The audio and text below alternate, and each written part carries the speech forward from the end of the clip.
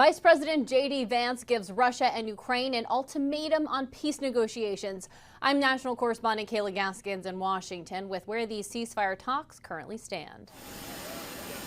High-level talks to bring the war in Ukraine to an end fell apart Wednesday after Secretary of State Marco Rubio and Special Envoy Steve Witkoff opted not to attend the London meetings. Patience running thin from Vice President J.D. Vance, who spoke to reporters in India. We've issued a very explicit proposal to both the Russians and the Ukrainians, and it's time for them to either say yes or for the United States to walk away from this process. The London talks stalled after Zelenskyy pushed back on a part of the U.S. plan that included Washington recognizing Crimea as part of Russia. On Wednesday, Zelenskyy called the deal absolutely reasonable and possible, but only if Russia agrees and stops the killing. Well, that didn't stop Trump from blaming Zelenskyy for the negotiation stalemate, saying his comments do nothing but prolong the killing field. The U.S. presented what it calls Trump's final offer to both sides last week. The terms would require major concessions on both sides. But we want the killing to stop, and the only way to really stop the killing is for the armies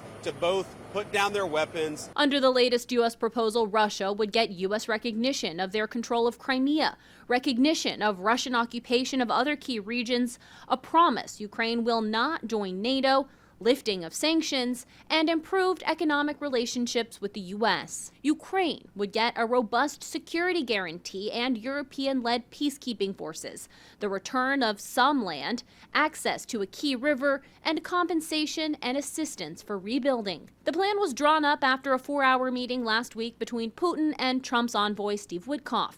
Putin indicating an openness to dealing directly with Zelenskyy, telling reporters on Monday, "We need to sort this out, maybe even bilaterally." Trump's final offer also reportedly references a U.S.-Ukraine minerals deal, which Trump has said will be signed this Thursday. In Washington, I'm Kayla Gaskins.